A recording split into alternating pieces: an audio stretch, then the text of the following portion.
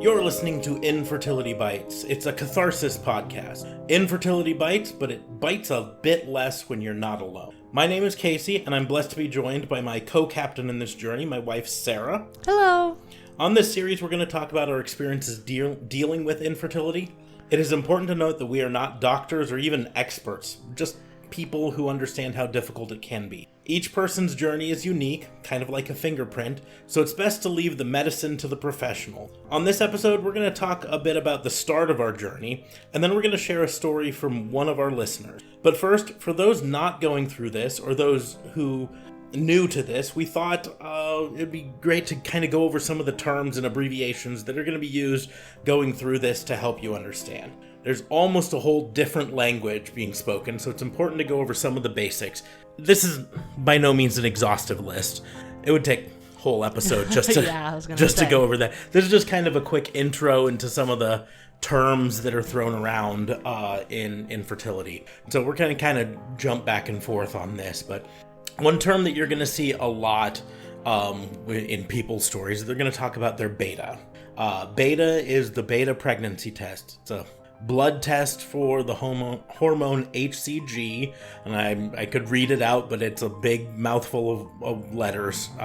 But the levels of HCG increase steadily in the early stages of pregnancy, showing physicians that a healthy pregnancy is progressing. So this is going to be the test that takes place after a treatment when you're checking to see if you are pregnant. That's a big important. Another one is E2, which refers to your level of estrogen.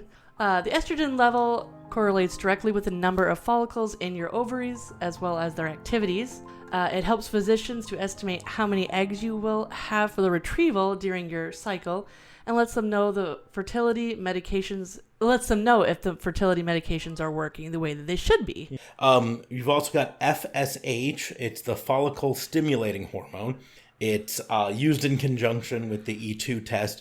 The FSH is released by the brain to stimulate the ovarian follicles to grow and develop. So sometimes in certain treatments you will get injections or some sort of FSH treatment to stimulate the follicles to grow more mature eggs for the process. In conjunction, you also have HSG, and it's another mouthful of words, hysterosalpingogram. I know I butchered that, but it's a test to determine the conditions of the fallopian tubes and the uterus.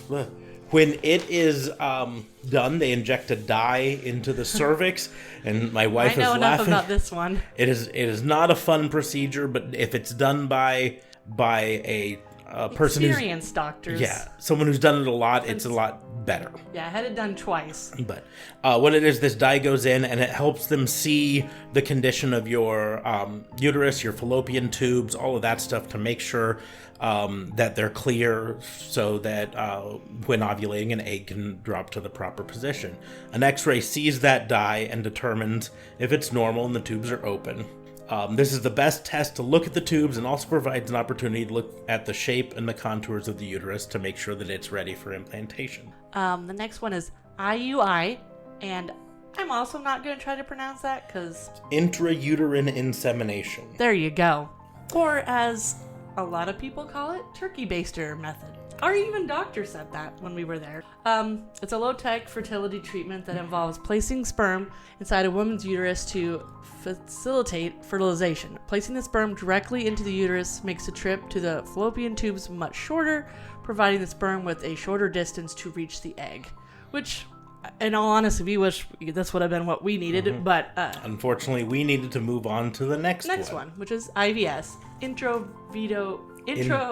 In vitro fertilization, is a method of assisted reproduction that involves combining the egg with sperm in a laboratory. If the egg fertilizes and the cells begin to divide, the resulting embryo is transferred into the woman's uterus, where it will hopefully implant in the uterus lining and further develop. We have LH, which is the luteinizing hormone. It's produced by the cells in the pituitary gland. In women, the rise of LH, known as the LH surge, is what triggers ovulation or the release of eggs. So it's a test. They'll check for that to monitor your fertility in certain levels of fertility treatments to make sure that you're ovulating properly and that you're ready for your next step in it. So if you're doing IUI or even in vitro, they need to know your LH surge. You also have a thing called MF or MFI, which stands for male factor infertility, right? So this is the opposite of female factor infertility. This is when the woman is healthy and able to conceive, but it's the man who's got the problem. Often you'll find it's a combination of both. But male factor infertility can occur from structural abnormalities, sperm production disorders, ejaculatory disturbances, immunological disorders, physical damage. Nearly 40% of infertility is at least related to male factor infertility, which is why it's important in fertility treatments to get the man tested, even if we think it's something with the female. If it's a good doctor, they would recommend that also. So and here's the deal, guys out there. If you're a guy and you're just getting started on this journey with your wife and all this stuff, trust me, the guy's side of the journey is so much easier than the woman's side. So much easier. So get your testing done first. You can do your testing. It's easy. It's simple. It's awkward, but not uncomfortable, if that's the word to use for it. But. P4, or the hormone known as progesterone, is tested to determine the following: if ovulation has occurred, when ovulation has occurred, if there is normally growing pregnancy, if there has been an ectopic pregnancy. Okay. Ectopic pregnancy is when the egg implants in the fallopian tubes rather than in the uterus, and it can be very dangerous. If there's been a miscarriage, progesterone levels will surge before ovulation and should continue to rise if you become pregnant. Also, PCOS, polycystic ovary syndrome, is a disorder in which ovaries produce excessive amounts of male hormones and the ovaries develop many small cysts. This hormone imbalances can prevent ovulation. And this definitely affects me because that is what I was diagnosed with. That was one of the major things in our struggle. So was there's been PCOS. a lot of research on that since that happened. So, we also have PGS, which is the preconception genetic screening. Also, there's PGD, which is the pre-implantation genetic diagnosis. They're kind of go hand in hand. PGD is more about testing the parents to see if they've got certain genetic diseases that can be passed down to the kid in case they need to be prepared for things. Well, yeah, like spina bifida or something like that. You know, it's nice to know in advance if either of the parents are carriers of it, so you can be prepared. PGS is actually, it's a state-of-the-art procedure that is used in IVF, where they can actually select certain embryos that are free of the chromosomal abnormalities or specific genetic disorders in order to transfer those embryos only. So they go hand in hand. The PGD lets you know if the parents are carriers of these things, and if they are, the PGS allows them to try to make sure that the eggs that are implanted don't carry these genes and are going to be healthier babies for. And then, like I talked about earlier, the MFI, male factor infertility, that comes to the semen analysis. SA will be an abbreviation you'll often see. Semen analysis is performed prior to a treatment cycle in order to evaluate the sperm's potential to fertilize the egg.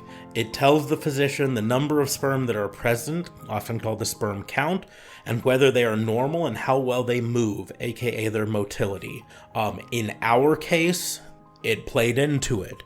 And so that's what led us all the way to IVF instead of IUI. If we were only dealing with one issue, just Sarah's PCOS, they might have tried us on some IUI. Yeah. But dealing with both of them, they felt it was just safer to move us straight to IVF.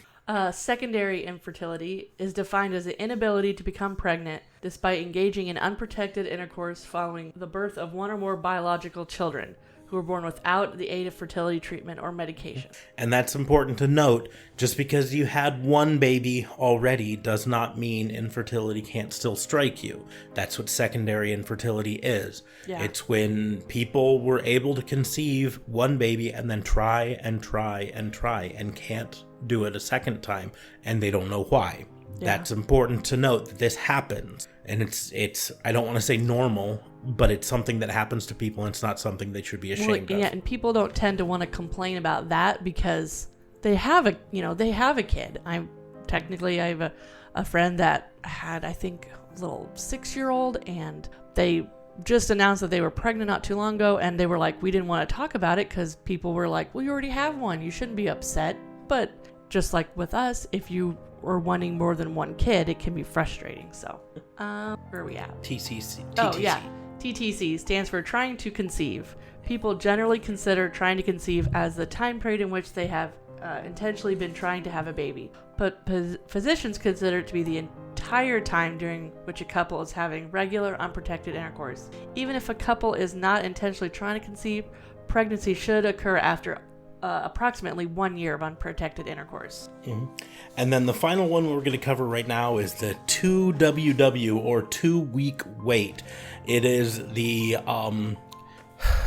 most stressful time for people in infertility treatment, because it is the 2 weeks following a procedure where you don't know if it was successful before you can finally take the tests and see if you were pregnant. Yep. And like a lot of prayers and a lot of just meditation to not stress. Yes, it's a very stressful time because you're literally sitting there not knowing whether all this money and all this time and everything that you just spent was successful, or whether you're going to have to go through it all over again.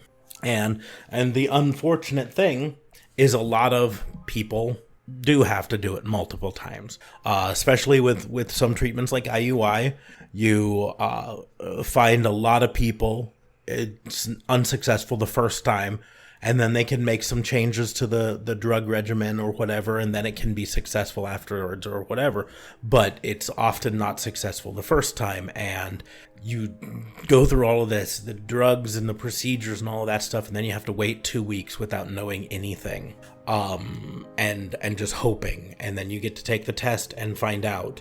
And even then, positive is not necessarily a positive. Then you got to go into a doctor and have them take that's the other thing. Bigger test. And you can get a false positive the first time. So, and they warn you this. I mean, they tell you that, okay, you still have to go through the second one. So, yes, but which doesn't help. But I mean, it's one of those things. Mm-hmm.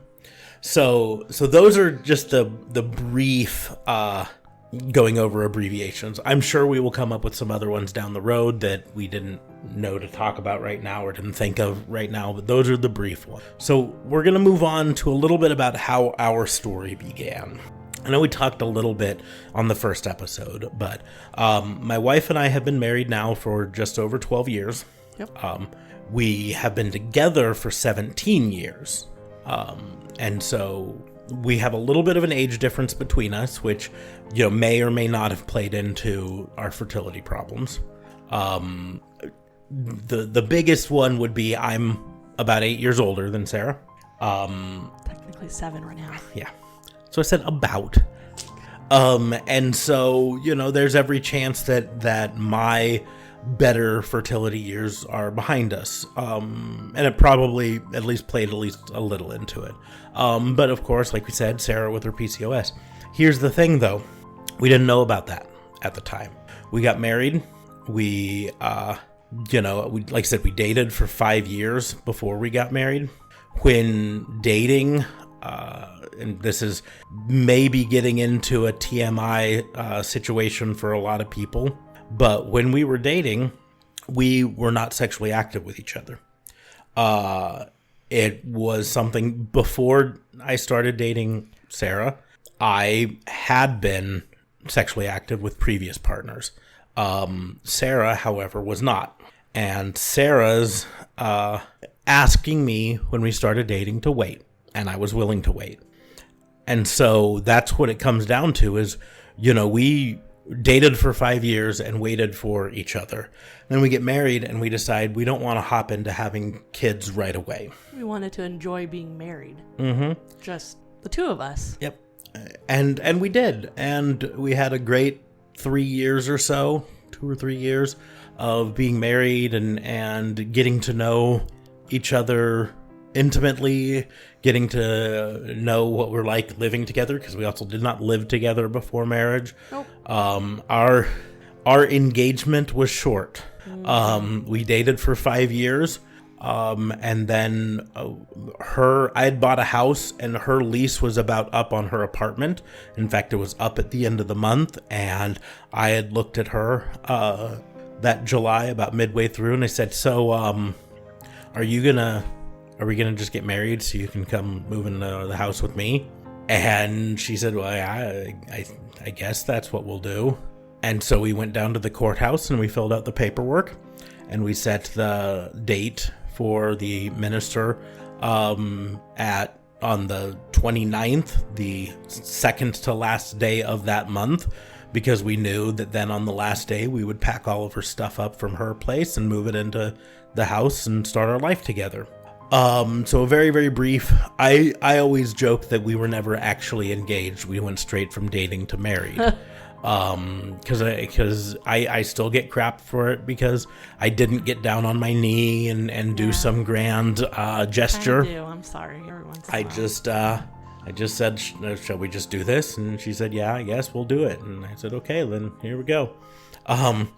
But so we spent about 2 to 3 years enjoying newly married life and working on our careers. And I mean, we had a lot of ups and downs in our careers during that first 2 years of marriage.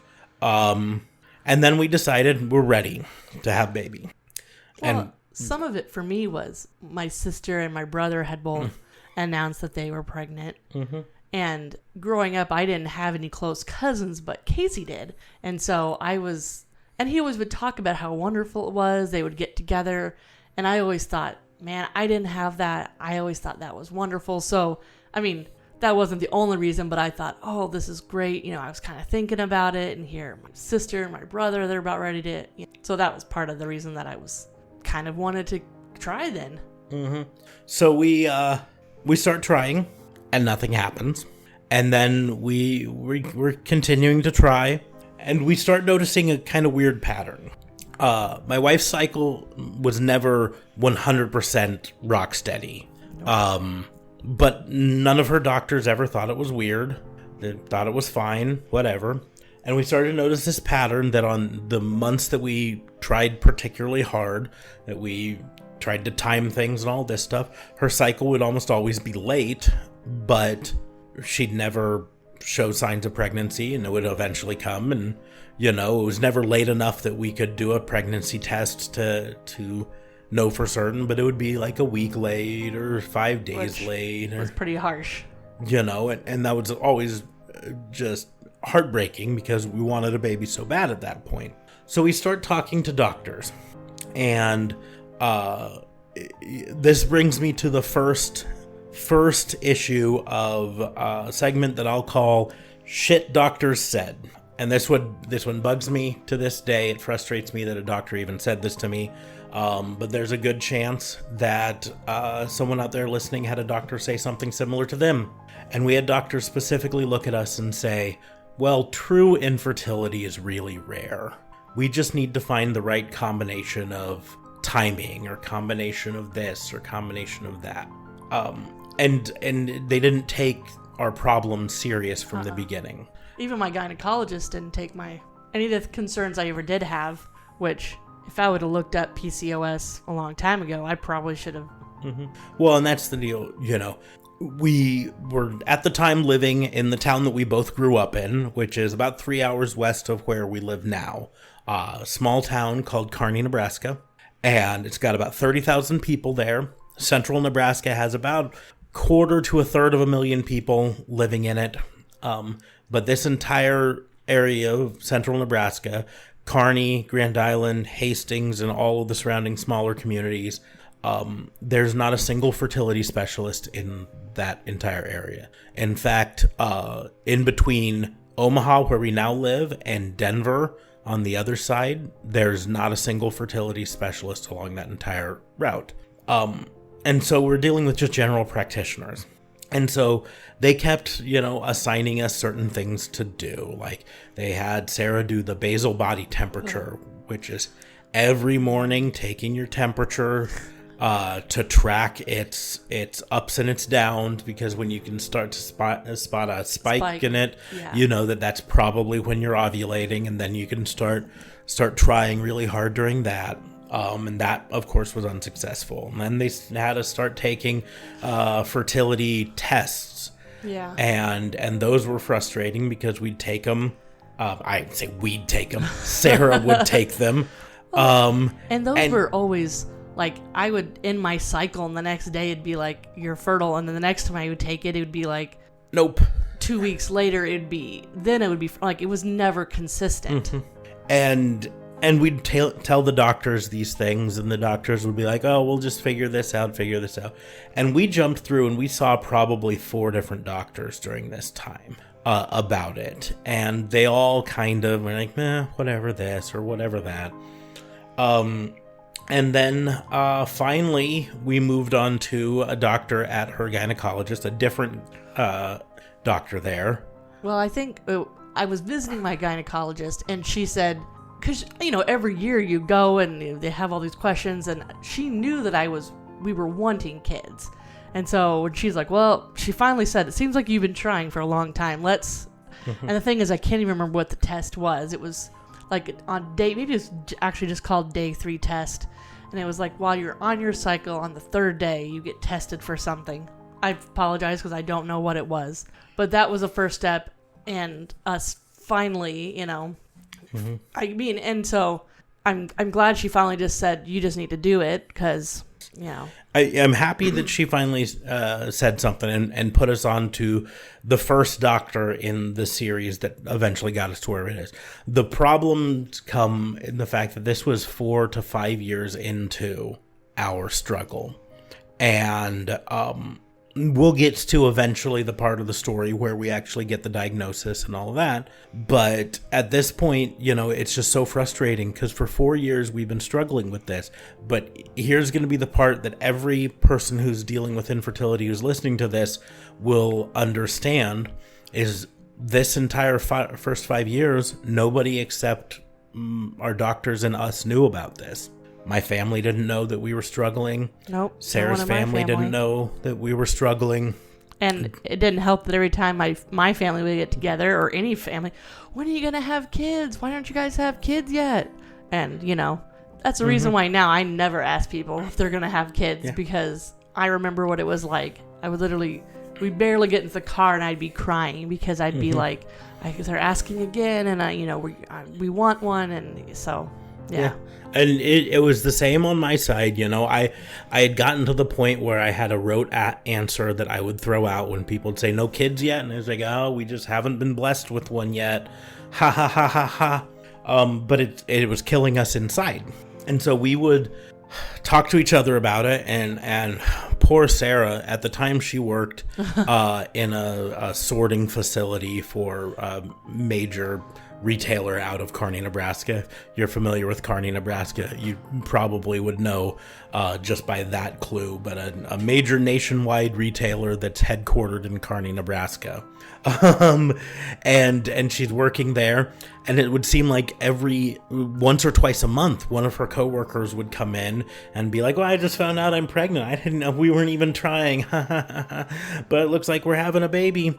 And Sarah would have to be excited for them and happy, because it is a happy occasion for them. But then inside she was dying because she wanted to be there. Yeah. And couldn't. And to the outside, a lot of people were looking at us just like, oh, maybe they just decided they don't want kids.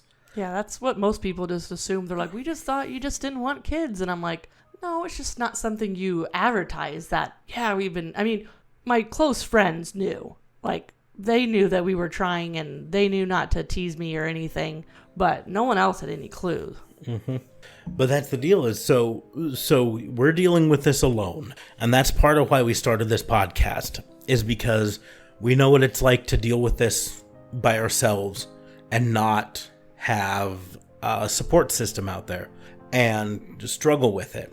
And so we want people to realize that they're not alone, that this is not as rare as their doctor might have told them it is. You know, prior to us going through it, we thought infertility was something that only affected rich people who waited until they were 45 before having kids, right? Because you'd see it on E! News when some famous actress decides to have babies and she's 42 years old, so she goes through fertility treatment to have it or whatever. And this happens to everyday people. This happens to probably more people than you think. And if you're listening to this and you aren't dealing with infertility yourself, I would almost guarantee you know someone who is, and they haven't even told you about it. Because it is. It's really private, but it's also stigmatized. You know, here it is, the one thing our bodies are supposed to be designed to do, and for some reason or other, our bodies can't do it. And so you suffer with it silently, and it kills you. And I want people to know that you don't have to be silent. The best thing that ever happened to us was when I posted the GoFundMe for our fertility treatment. It was when I put it out there and people started to know what I was dealing with. And it stopped being this silent thing that we were dealing with by ourselves and became this public thing that people knew that we were dealing with and could support us on or ignore us on, you know, but it was so long, it was a weight off of our shoulders. But that's going to be enough of our story for this particular episode. We want to keep these episodes from going too long because we could talk forever and on this, but we're going to move on to a segment that we hope is a regular segment on this, where we share someone else's story. If you have been following us on our Facebook page, Infertility Bites podcast on Facebook, you can find us at facebook.com/infertilitybites. You can email us at infertilitybitespodcast@gmail.com. If you follow us on those ways or email us, we'll send you a link to a Google Docs form that you can fill out to tell us your story. And I've been soliciting stories from other people going through it.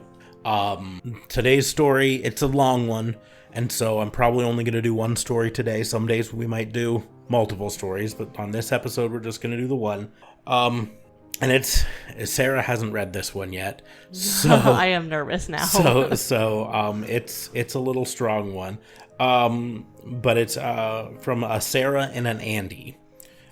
Sarah and her husband Andy, they were trying to conceive for 4 years, and I have some questions on here that I have for them to answer on it, but I'm gonna get to those after I read their story. So, Sarah and Andy, they say, our journey to parenthood started 4 years ago.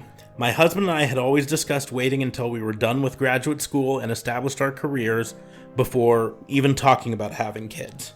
But then my mom got sick. She was diagnosed with cancer, and this flipped my world upside down. From that moment on, waiting for the right time seemed silly, and the importance of starting a family soon became one of my top priorities in life.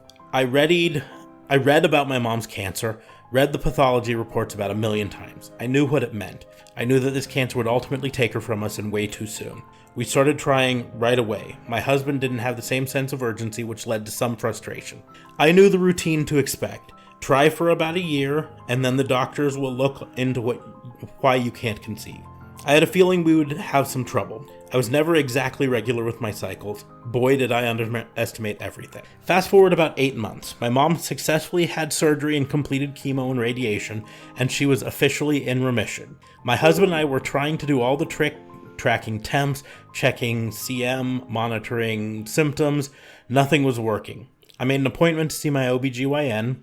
I fibbed a little on our timeline and said we'd been trying for over a year, and shared my sense of urgency in getting pregnant because I feared the return of mother's cancer.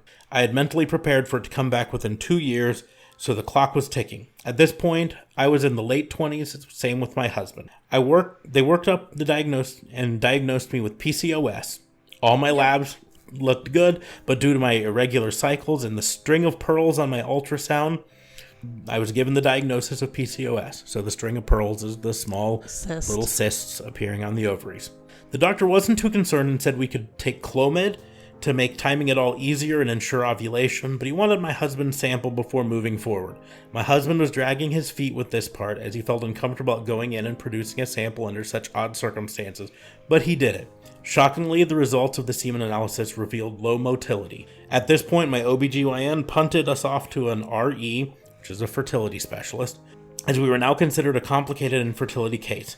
The news of my husband's semen analysis came about a week after my mom went in for follow-up scans on monitoring her remission. This was like a 1-2 punch. First, my mom's cancer was back, stage 4. It came back with a vengeance. Less than 6 months of remission, and I was back to trying its best to rob her of the years left in her life. And then finding out getting pregnant would take an RE. This was a tough month for us. But I dried my eyes, put on my big girl pants, and prepared to fight for my mom and for our fertility journey. We got in with an RE a couple weeks later, and boom, more bad news. After additional testing of my husband's swimmers, due to our urgency to get pregnant, it was recommended that we move directly onto IVF. Well, that's a tough one to wrap our heads around. Shortly after this, we did all the necessary testing, shelling out thousands of dollars, because why would insurance cover infertility? It's not like it's a medical diagnosis or anything. Screams with frustrations, in parentheses, I feel this in my soul. So I hear you here. Everything looked good to go from a testing standpoint. Our RE tells us that she will have no problem getting us pregnant. Our main issue is male factor, and all my tests look good. This will be, quote, easy. Oh man, I have to laugh at this now because I don't even think she could have predicted how messy and complicated our case would become. I don't think we really had time to absorb everything going in. I was truly focused on having a baby and sharing the special moment with my mom. She called me one night in the midst of all the IVF testing and flat out asked me, am I going to die? I work in healthcare, and she knew I read everything I could to get in my hands on regarding her cancer, her treatments, and what to expect. I knew this cancer would take her from us, but I also knew that I could not know when. I am not God. So we could only pray for time and healing and peace. She cried, I cried, she begged me to be there to hold my baby one day. I will never forget this conversation. I wanted nothing more than to have a healthy baby and to have my mom there helping me navigate life as a new mom. As tough as the journey was becoming, we had to move forward. I needed to do this. I needed to be able to share this with her. It came time to start the process. I did 1 month of birth control. We ordered all the meds, and I made the CD1 red rum call, which is the cycle day 1 spotting call that you call the doctor to say, hey, my cycle has started, so they can track and everything there. Okay. It was go time. I was instructed to start my stim shots on cycle day 3. My family knew what was going on, and boy, didn't they have some thoughts. They couldn't believe I would even consider doing all of this while caring for my mom, whose health was rapidly deteriorating. But they couldn't see it from my perspective. The need to share these moments with my mom. My siblings were blessed enough to have already had children whom my mom loved and spoiled. She was there for the birth of their kids, and she loved them more than her own children. She was the best mom, but an even better grandma. I wanted this for my child, if even only for a moment in time. The day before I was supposed to start my stims, my mom had an appointment for chemo. At this point, I was in denial. I knew she wouldn't be able to get the chemo, and in the end was much closer than I would like to admit. The doctor confirmed it all and told us it would be a matter of time, roughly 2 weeks. 2 weeks? Are you kidding me?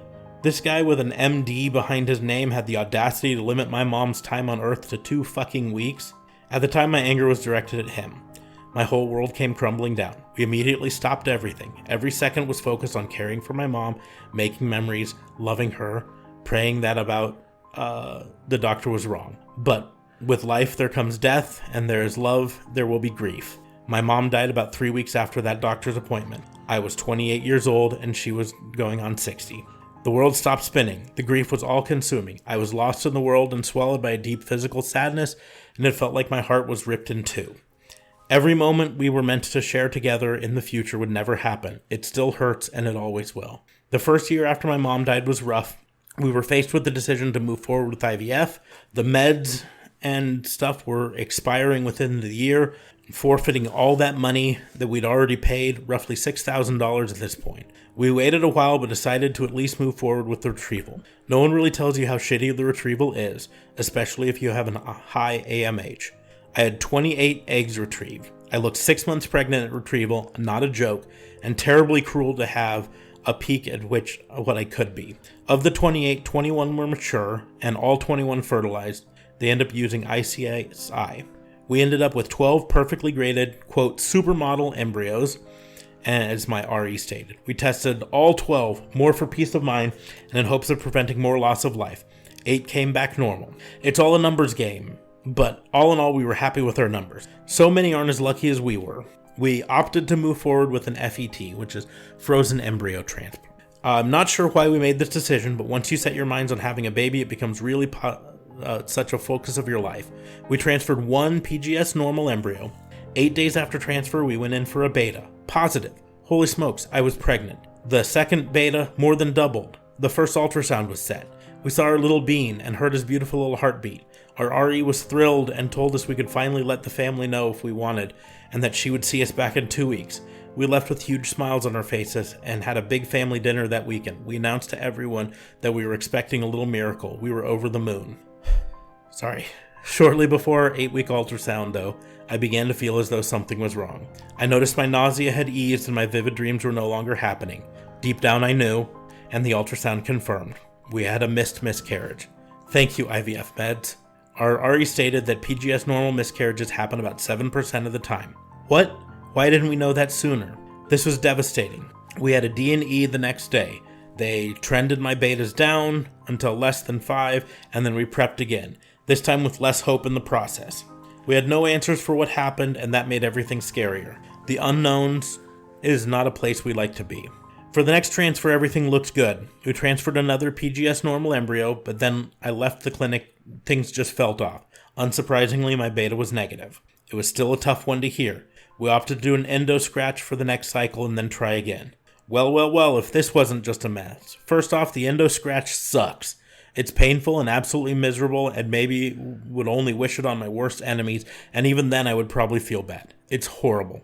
I felt like my insides were being scraped repeatedly with a rusty sharp rake. Never again. So after that was over with, we waited for red rum, and then we started the FET prep. From here on out, all came out my lining issues. The next 5 cycles were all canceled. My lining would just not budge. It would not get above a 6 without fluid pockets forming. I swore up and down I had an infection. They hit a hysteroscopy and found micropolyps on the back of my uterus, put me on 2 weeks of doxy and called it good. Well, after researching, those micropolyps can be indicative of endometriosis, an infection of the uterus. I freaking knew something was off. Things just felt off. Like weird pains I'd never had before. Everything I read kept pointing to an infection. My RE dismissed me repeatedly. We finally opted to try one more time. This time we did a stimulated FET. My lining got to 7 and we transferred 2 PGS embryos. I was actually hopeful this time, so when we got the negative, it was that much more devastating. My husband was incredibly concerned for me at this point. Everything in our life revolves around getting pregnant. We decided it was time to take a break. We agreed on 3 months. Well, within 3 months of COVID, so our 3 months turned into 8 months. During this time, I did my research. Still was tracking, and let me tell you, things were still off. My cycle was more regular, but I was still having weird pains and my menstrual bleeding was much less than before IVF. When we went back to the RE, I told her my own protocol. I wanted to add antibiotics and try delestrogen for my lining. We agreed to try one more transfer of 2, and if it didn't work, we'd do another retrieval and regroup before any more transfers. It worked. It worked well. This journey has been exhausting, and now we are officially pregnant but terrified to be happy. I really hope that this is our miracle rainbow baby, but we're very early pregnant. I have to keep telling myself. My best friend reminds me to get a mantra and repeat it to myself. I love you, baby, and I can't wait to hold you. I'm trying to enjoy all this, but my anxiety is through the roof and I'm terrified. Here's hoping it's our time. Our hearts are ready. So I'm going to fill some silence here because my wife is crying, and I knew she would be. And I would be crying even if I'd read it before. Yes. It's here's the thing. If you're listening to this, send out all the positive and prayers and everything you can. Yes. To Sarah and Andy. They have been through a lot.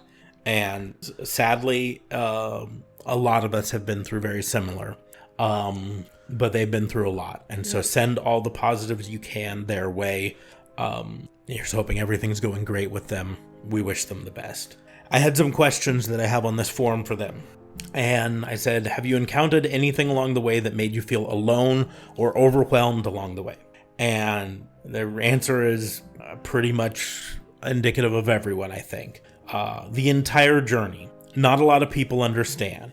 They say, my family doesn't ask questions and prefers not to know. After our first pregnancy loss, it almost got worse. One of my brothers was actually mad at us for sharing our pregnancy news and told us next time you'd need to wait longer to tell us. It's been rough, they just don't get the emotional toll of it all. It is so isolating, and I understand that. That's another one of those I feel it in my soul moments. People who aren't going through this don't understand how emotionally tolling this can be. Every month, like they'd said in their thing, that their entire life, your entire life revolves around trying to get pregnant. That's what it was like for us. I mean, it was constantly, you feel like a test subject. You're constantly testing yourself. And then, I mean, not to be too much information, but you're just like, sex or intercourse has become just a chore to do. And you're like, and that's not fun. I mean, that's not what it's for. So it was just, I don't know. She says that her husband has been the most supportive of her. My husband and my best friend. My husband has been through a lot. He's been my biggest supporter, my shoulder to cry on, the one I vent my frustrations to, and my verbal punching bag for when I'm fluctuating hormones and emotions get the best of me. I could not have gone through any second of this journey without him by my side. But she also thanks her best friend, her BFF, sister from another Mr. Joe. She keeps my head on straight. While her miracle baby didn't come from treatments, she endured 2 losses before she brought home her son. Those 2 losses were devastating. Every day she keeps the spirit of her girls alive. She shares their stories and isn't afraid to speak about pregnancies and infant loss. She's helped me cope through some of the darkest moments of this journey, and for that I will forever be grateful. So Joe, we thank you for helping your friend through this. Because you need that. But when they submitted this, everything was going good with the pregnancy, so I really hope everything is continuing to go good. I asked them what advice they have for others. They say, do your research and be prepared to advocate for yourself. Sometimes the doctors will try to group you in with similar cases, but we're all so different that the treatment for one person won't necessarily work for the next. I spoke up for myself, offered up research papers and treatments from REs elsewhere, and my doctor listened. She looked into everything I suggested and we made changes. Do not hold back. Speak up and always advocate for yourself. If something doesn't seem right, trust your gut and make them listen to you. No one knows yourself better than you. She says she prays that everyone going through this journey finds strength and hope. Whatever your outcome, she prays your heart is full of peace and your arms full of love. Whatever it is, through the birth of your child, embryo donation, adoption, or choosing to live a life without children, I hope they'll have the love you deserve in life. And so we 100% agree with you. We hope the best for everyone, and we hope, some people are going to go through infertility treatments and they're going to be able to go through IUI or IVF and be successful. And that's where we were. We ended up successful with 1 round of IVF. We're very lucky. We were very fortunate on that. But some people aren't that lucky. Some people have to go through adoption.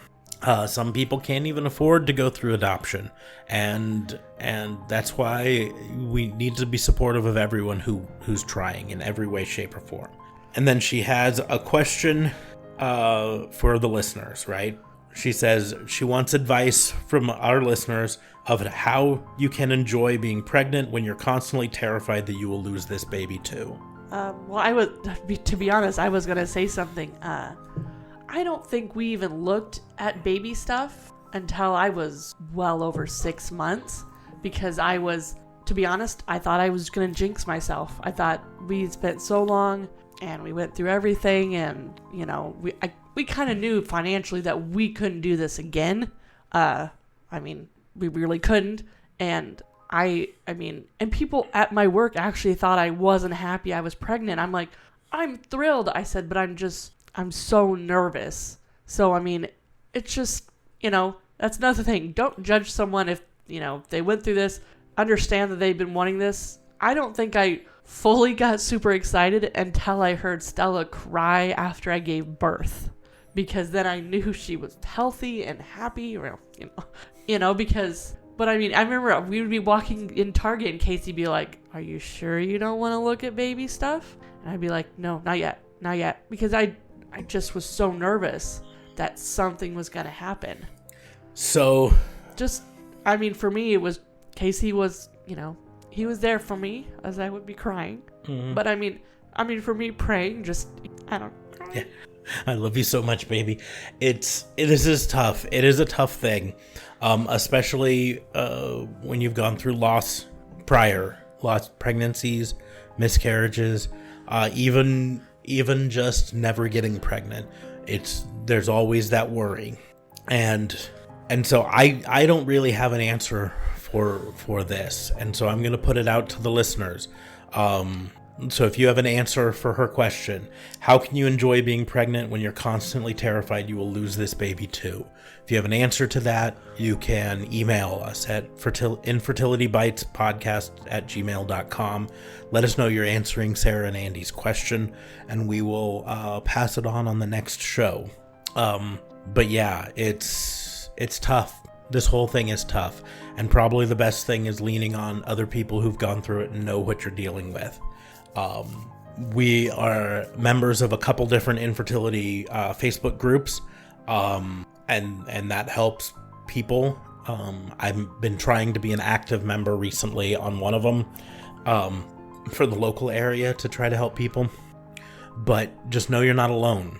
Know that this is something that a lot of people deal with, and it's not something wrong with you.